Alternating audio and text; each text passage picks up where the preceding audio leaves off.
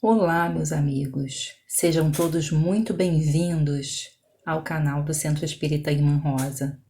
Você que está assistindo pela primeira vez, boas-vindas muito especial. E aqueles que escolheram estar aqui conosco para compartilhar o tempo e aprender mais sobre os pensamentos de Jesus, seus ensinamentos, sejam muito bem-vindos.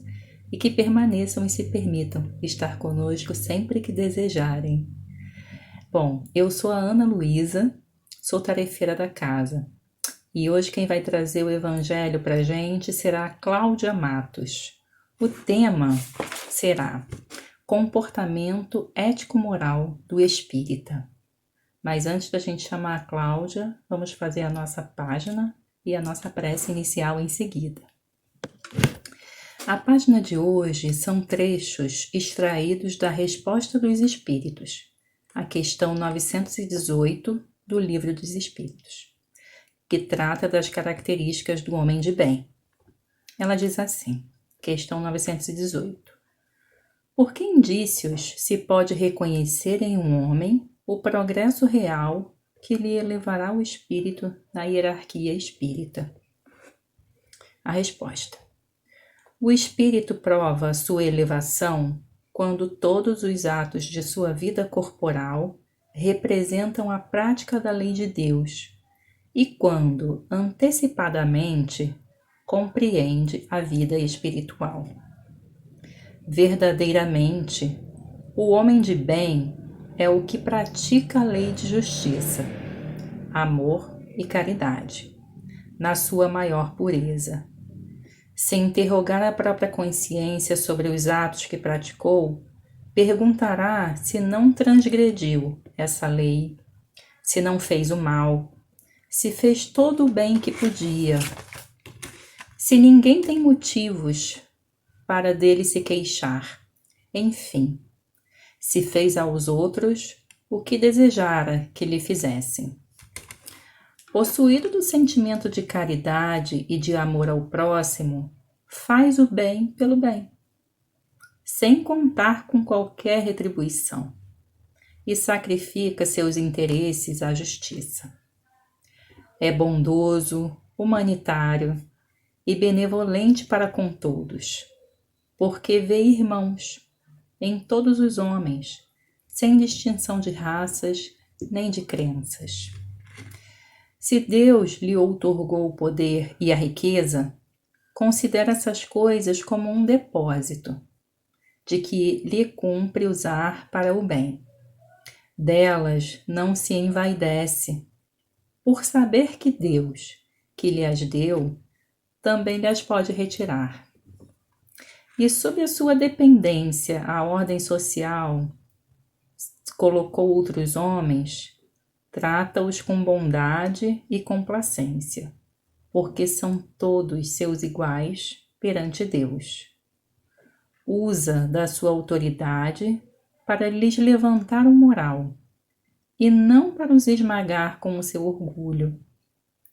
É indulgente para com as fraquezas alheias, não é vingativo, a exemplo de Jesus, perdoa as ofensas. Respeita, enfim, em seus semelhantes, todos os direitos que a lei da natureza lhes concedem, como quer que os mesmos direitos lhes sejam respeitados. Então, meus irmãos, vamos orar. Vamos fechar os nossos olhos, elevar os nossos pensamentos ao nosso Mestre amado Jesus, pedindo a Ele que nos conceda momentos de paz, que nos conceda sabedoria, tranquilidade e nos permita estarmos integralmente presentes neste momento em que seus ensinamentos serão trazidos pela irmã Cláudia Matos. Abençoa a nossa irmã, que ela possa transmitir através do dom da sua palavra todas as sementes de amor que possam brotar no nosso coração e trazer a nossa consciência a ser despertada cada vez mais. Obrigada, amigo Jesus. Obrigada, irmã Rosa, pela oportunidade. Que assim seja, graças a Deus. E agora passamos a palavra para Cláudia Matos. Olá, amigos. Muito bom estar com vocês de novo aqui. Hoje nós vamos falar sobre mais uma passagem do livro Paulo e Estevão, de Chico Xavier, por Emmanuel. É um livro lindo, importantíssimo para estudantes do Espiritismo, um verdadeiro best-seller, onde a gente pode ler passagens do Evangelho segundo o Espiritismo enquanto conhecemos um pouco da história do cristianismo. E o tema do nosso estudo hoje é o comportamento ético-moral espírita. A temática central da passagem que nós vamos estudar está no capítulo 4 da segunda parte do livro e gira em torno de questões que envolvem moral e ética, nos levando a refletir sobre o nosso comportamento perante os outros e a sociedade na vida de relação. Nós vamos fazer uma análise que explicará o comportamento de Paulo de Tarso à luz da doutrina espírita, deixando bem claro que tudo o que será dito hoje aqui deverá ser observado por todos os cristãos que pretendem ser homens de bem, de quem falou a leitura da página inicial, lida pela nossa amiga Ana Luísa. Não apenas pelos espíritas, porque todos somos, antes de tudo, cristãos, e o fato de sermos espíritas não nos coloca numa situação de privilegiada com relação a ninguém. E quem de nós nunca passou por uma situação que a gente costuma chamar de saia justa, sem saber o que dizer ou fazer? Vamos ver o que aconteceu com Paulo. Num breve resumo desse capítulo. Paulo estava pregando em Licônio, que é uma região do sul da Galícia, e sua palavra estava sendo recebida com profundo interesse, exceto pelos judeus. Paulo pregava todas as tardes, enfrentando os israelitas que desejavam que ele fosse expulso da cidade, quando um incidente coloca Paulo numa situação bem delicada. Tecla, uma jovem noiva, se apaixona por Paulo. Tecla se declara a Paulo e ele, com extrema caridade, declina desse envolvimento, mostrando a ela a diferença entre amor e paixão. Paulo então diz a Tecla: filha, os que se amam em espírito unem-se em Cristo para a eternidade das emoções mais santas. O amor é santo, mas a paixão é venenosa. Moisés recomendou que amássemos a Deus acima de tudo, e o mestre acrescentou que amássemos uns aos outros em todas as circunstâncias da vida. Não se apaixone por um homem feito de lodo e pecado e que se destina a morrer. Paulo conversa com o noivo de Tecla e pede compreensão dele, de toda a família, alertando que Tecla pode estar enferma da alma. E os parentes dela consideram o episódio um ultraje aos princípios éticos e morais. E as autoridades judaicas então decretam a prisão de Paulo, que é acusado de sedutor, revolucionário e inimigo da família, sofreu 39 açoites no cárcere, onde permaneceu por 5 dias. Quando ele foi libertado, pensou em pregar em praça pública para esclarecer o episódio, né? Mas foi alertado que, como Tamires, mãe de Tecla, o considerava um feiticeiro, Tecla poderia ser condenada à fogueira. Ele então a protege com mais uma atitude de fraternidade e não fala nada, deixando-se de se defender. O que Paulo fez ao declinar desse envolvimento sedutor de Tecla foi mostrar que as emoções puras e espirituais unem as almas ao Cristo pela eternidade. ao contrário das paixões materiais e passageiras que só nos afastam de nossa melhor fatalidade, que é a evolução espiritual. Nós somos irmãos em humanidade e precisamos amar ao próximo como amamos a Deus e a nós mesmos. Porque esse é o verdadeiro amor, que exige renúncia, que é a parte de como deve ser o comportamento ético e moral do espírita, do cristão. Fugir das mistificações, do orgulho e renunciar às paixões da matéria. Como dizia Kardec, conhecemos o verdadeiro espírita pelas suas transformações morais. Mas como se apresentam as questões éticas e morais no espiritismo?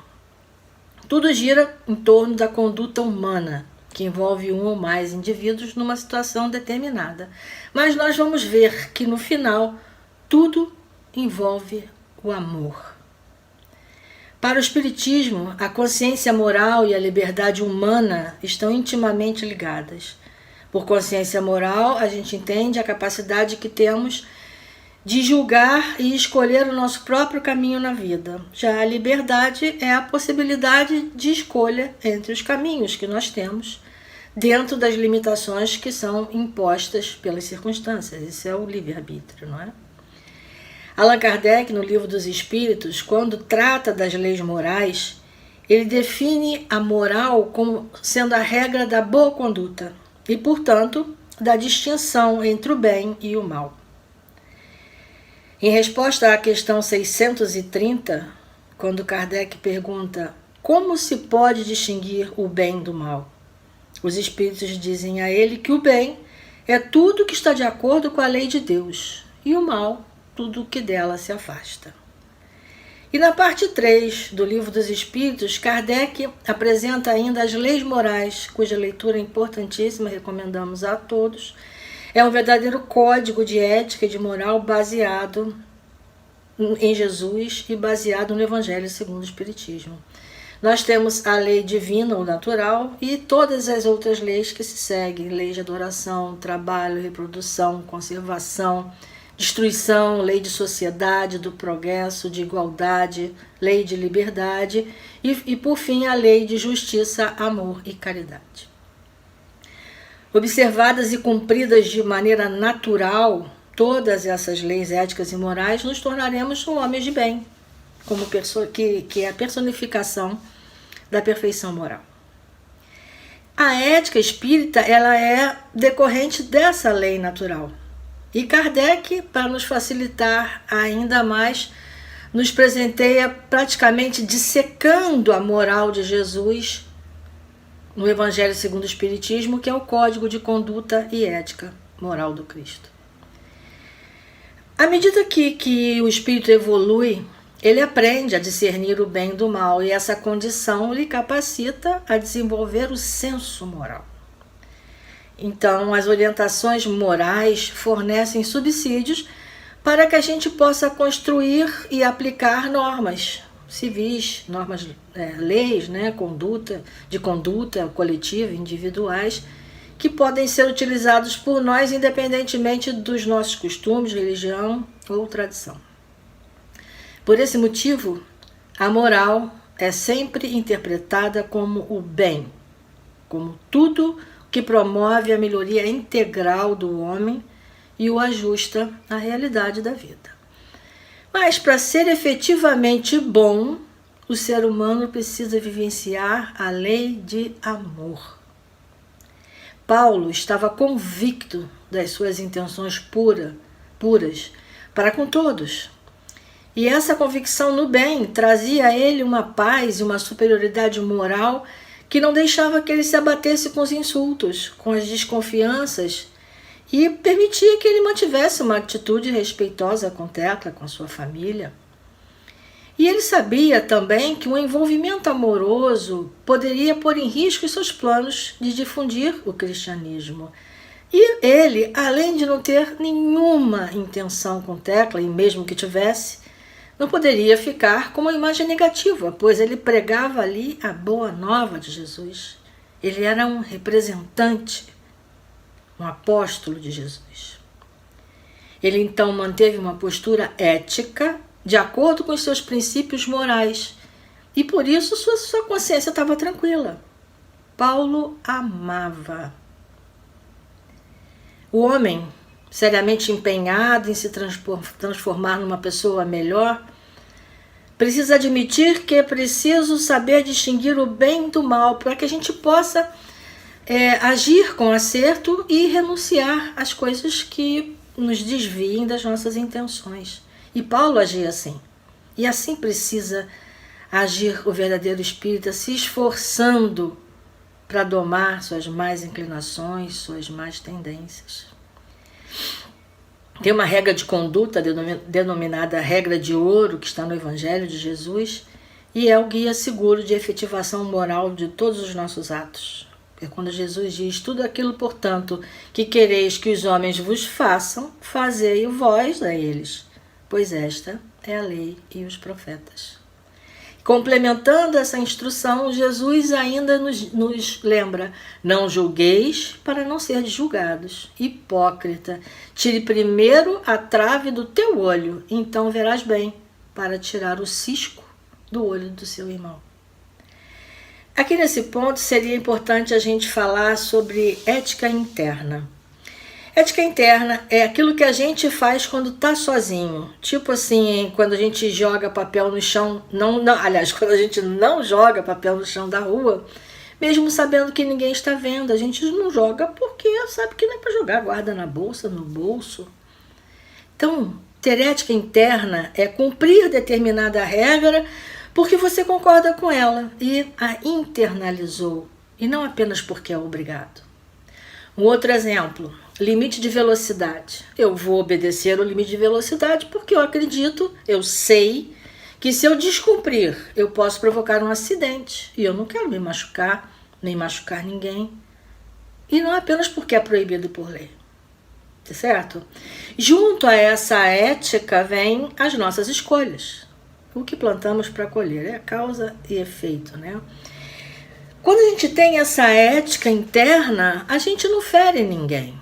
E a ética interna vai sendo adquirida durante o processo de autoconhecimento, porque a gente começa a ter autocontrole, a ter mais empatia, paciência, a gente aprende a amar. E nesses tempos de tantos embates políticos e sociais, esse autocontrole é fundamental.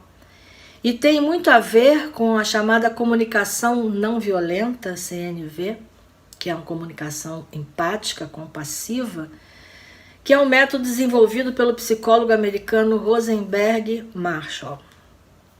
Um princípio-chave da comunicação não violenta é a capacidade da gente se expressar sem usar julgamentos de bom, de mal, dizer se uma coisa está certa ou está errada.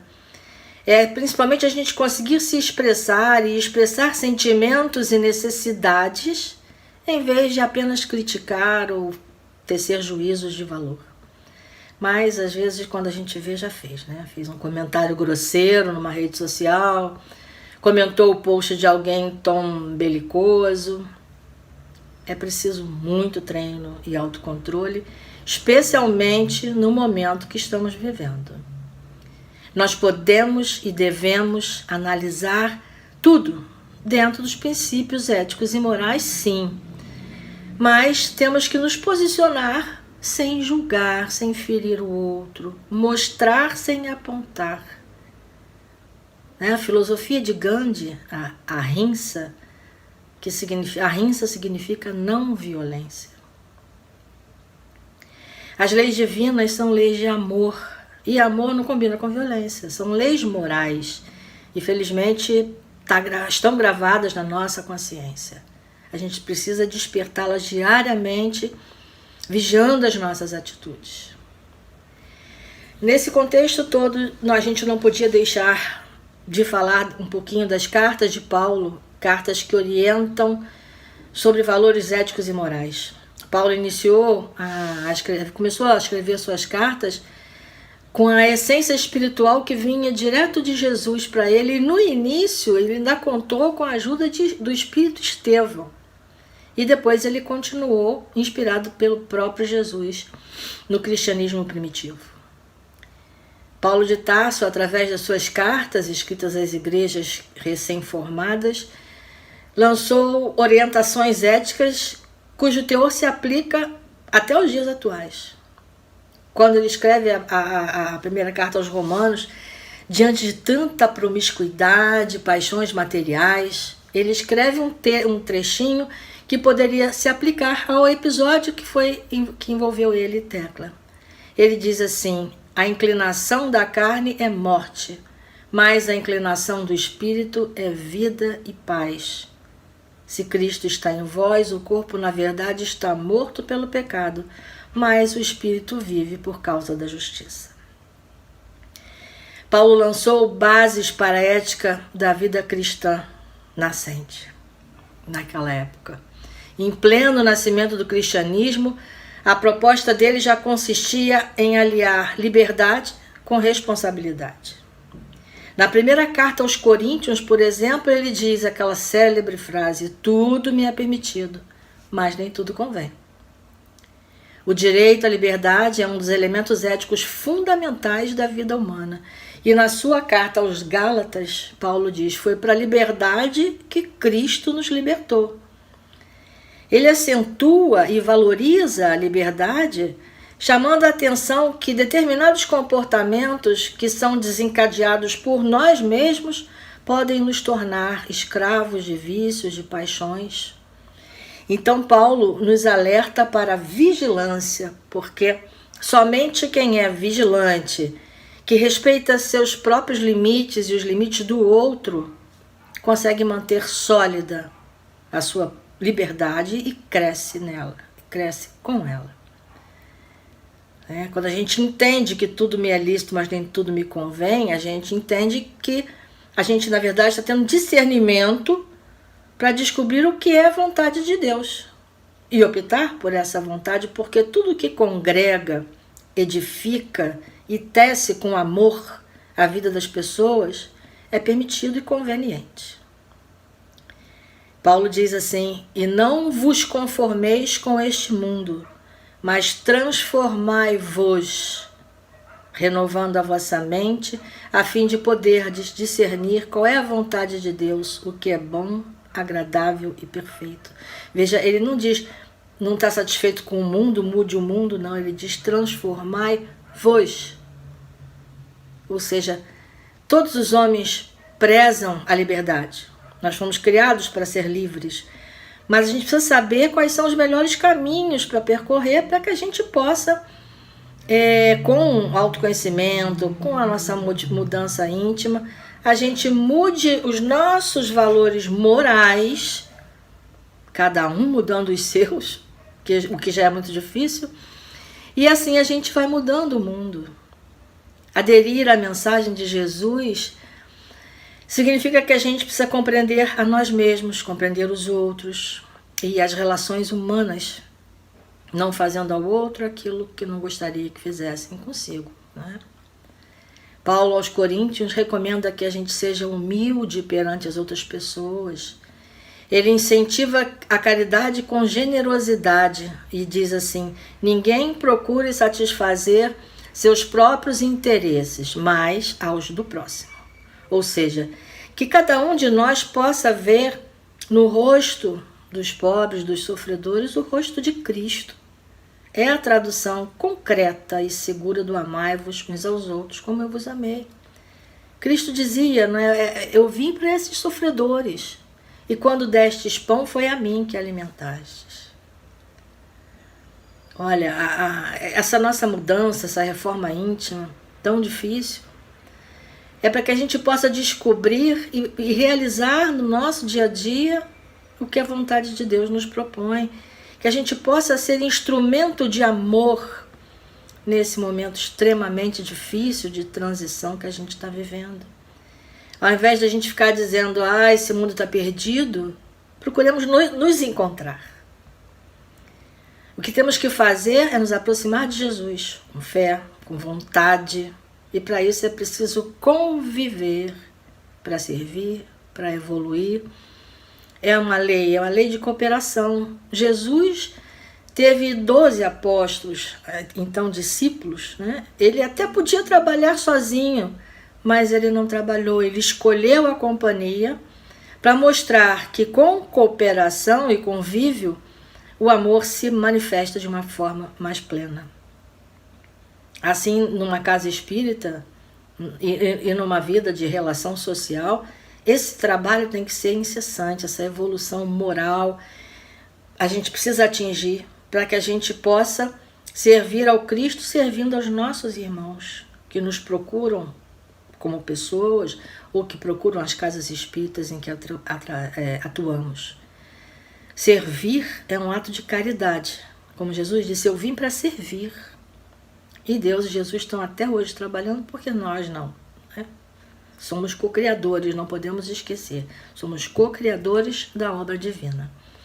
Temos um compromisso com o outro, com o nosso próximo. É uma sensibilidade compassiva que tem que ser atuante. Por isso Paulo fala aos Coríntios, aquela também célebre, se eu falasse a língua dos homens, dos anjos, se não tivesse caridade, eu nada seria. Então o movimento espírita, o trabalho nas casas espíritas e no nosso dia a dia tem que ser pautado nessa missão de Paulo principal, que é propagar a fé, a esperança e promover a caridade, plantando tudo isso no coração das pessoas que procuram a gente e que procuram a doutrina. Isso é amor. Como Paulo diz, permanece a fé, a esperança e a caridade. A maior delas é a caridade. Nós vivemos numa sociedade e toda sociedade, para ser sólida, tem que ser baseada em valores éticos e fraternos. Mais uma vez, estamos falando de amor. Nos tempos atuais, com tanto egoísmo e indiferença, é necessário que a gente abrace essa conduta amorosa e ética de Paulo de Tarso para que a gente seja fortalecido na nossa caminhada. Mas temos que analisar que o desenvolvimento dessa consciência moral ele vai ocorrendo ao longo das várias experiências reencarnatórias na Terra e também nos estágios em que, como espíritos, passamos na erraticidade, aguardando uma nova encarnação. Então, cada um de nós, apesar de estarmos todos aqui hoje, estamos num estágio diferente e vamos ter conquistas graduais que serão tão maiores quanto mais esforços a gente envidar para fazer o bem. Isso é a lei de Deus, e essa lei de Deus, ela é igual para todo mundo, porque é uma lei de amor de um pai para seus filhos. E nós, espíritas, estudiosos da doutrina, temos grandes responsabilidades nessas questões de ética e moral, porque a gente sabe que vai ser cobrado por pelo tanto que a gente sabe, né? Muito será cobrado a quem muito foi dado, como disse Jesus. E no fundo, a maioria de nós já sabe quando está errando, né? Então a gente tem que considerar que quanto mais esclarecido for o homem, mais possibilidades ele tem de fazer o bem. Mas se por algum motivo ele age de forma contrária, as implicações decorrentes dos seus atos vão ser mais graves, porque sabendo como fazer o bem, ele optou pelo mal. Kardec, a gente pode ler na codificação, no momento ele diz: as circunstâncias dão relativa gravidade ao bem e ao mal. E é por isso que o homem esclarecido que comete uma simples injustiça é mais culpado aos olhos de Deus do que o selvagem ignorante que se entrega aos seus instintos. Estamos vivendo uma revolução ética poderosa em nosso planeta. Novos valores morais, quebra de dogmas, lutas contra preconceitos. Então, agir com ética e moral é agir com amor, e é esse amor que vai fazer a gente progredir no meio de todas essas coisas, todas essas mudanças. Os espíritos disseram a Kardec que só com progresso moral é que assegura ao homem a felicidade relativa aqui na Terra, quando a gente refreia as nossas paixões. E esse progresso moral é que vai trazer entre nós a concórdia, a fraternidade, É o progresso moral e o progresso intelectual. É o famoso equilíbrio entre as duas asas, né? Com uma asa quebrada não dá para alçar voo, né? Tem que ter as duas coisas em equilíbrio. Em obras póstumas, Kardec diz que a inteligência nem sempre é penhor de moralidade. E o homem mais inteligente pode fazer um uso pernicioso das suas faculdades. Por outro lado, a simples moralidade pode não ter capacidade. É, pois, necessária a união da inteligência e da moralidade. Se a gente nos amar uns aos outros, a gente já vai começar a ter uma transformação no próprio comportamento social. Nós não vamos ver tantas pessoas se dando bem às custas uns dos outros, como a gente vê todos os dias. Diante do quadro que o mundo nos oferece, é preciso que a gente combata o egoísmo, a vaidade, o orgulho, ou melhor, que a gente observe as leis morais ensinadas e vivenciadas por Jesus. Só assim as conquistas tecnológicas e os avanços científicos serão postos a serviço do bem-estar de todos. A gente está toda hora ouve falar, agora é um novo normal, é um novo normal. Novo normal. Vai ter que mudar alguma coisa, né? Porque como estava, como ainda está, não dá para a gente continuar. A gente já sabe muita coisa, já aprendeu muita coisa. É hora de avançar para o alto, avante. Não dá para ficar estagnado nem para voltar atrás na nossa evolução. Temos que caminhar lado a lado uns dos outros e não querendo estar acima ou à frente de ninguém. Nesse novo normal, o egoísmo tem que ceder lugar à fraternidade. Em A Gênese, Kardec informa que a regeneração da humanidade não exige a renovação integral dos espíritos. Basta uma modificação em suas disposições morais. Olha, gente, felizmente, acreditem, eu acredito muito nisso, apesar da gente estar vivendo esse turbilhão todo há anos, apesar de a gente estar num planeta de provas e expiações, onde o mal ainda prevalece, nós estamos em franca regeneração. E já existe um número muito maior de pessoas boas do que más. Pode não parecer, mas existe. Basta que, como se diz, os bons percam a timidez, né? E gritem, façam valer o bem. Né? Vamos diferenciar paixão de amor. São coisas diferentes. E é preciso que a gente ame para descobrir o bem. E o bem é a moral e a ética de Jesus. Eu agora vou deixar vocês com a Vânia para a nossa prece final e magnetização das águas. Vamos orar, irmãos.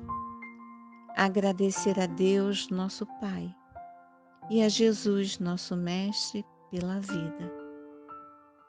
Por cada minuto que temos aqui, neste planeta, para o nosso crescimento e aprendizado. E rogar a Deus que possamos passar por esses dias difíceis e extrair deles as lições necessárias para vivermos melhor. Jesus disse: pois, onde 2 ou 3 estiver reunidos em meu nome, ali estou no meio deles. Então, reunidos agora em família, elevemos nossos pensamentos a Deus, nosso Pai,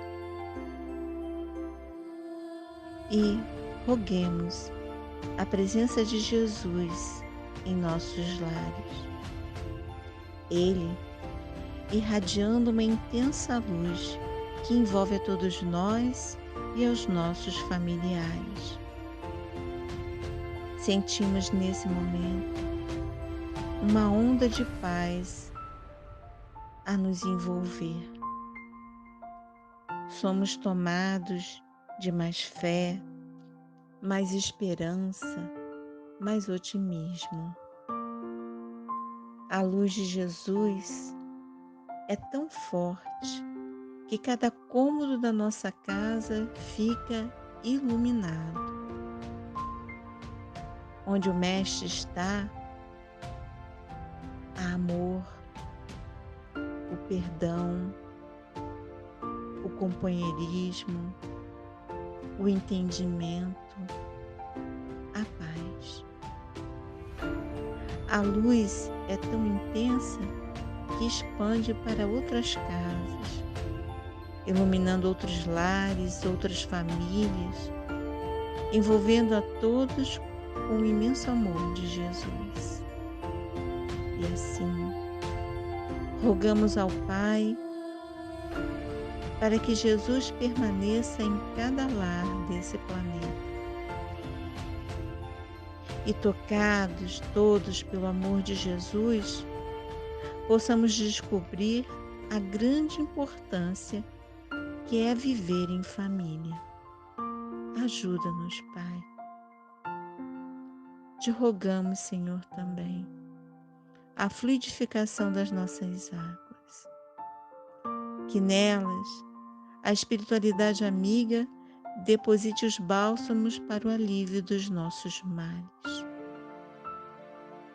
Deus, um raio, uma faixa do vosso amor pode abrasar a terra. Deixai-nos beber nas fontes dessa bondade fecunda e infinita, e todas as lágrimas secarão, todas as dores acalmar-se-ão. Um só coração, um só pensamento subirá até vós, como um grito de reconhecimento e de amor. Que assim seja. Graças a Deus.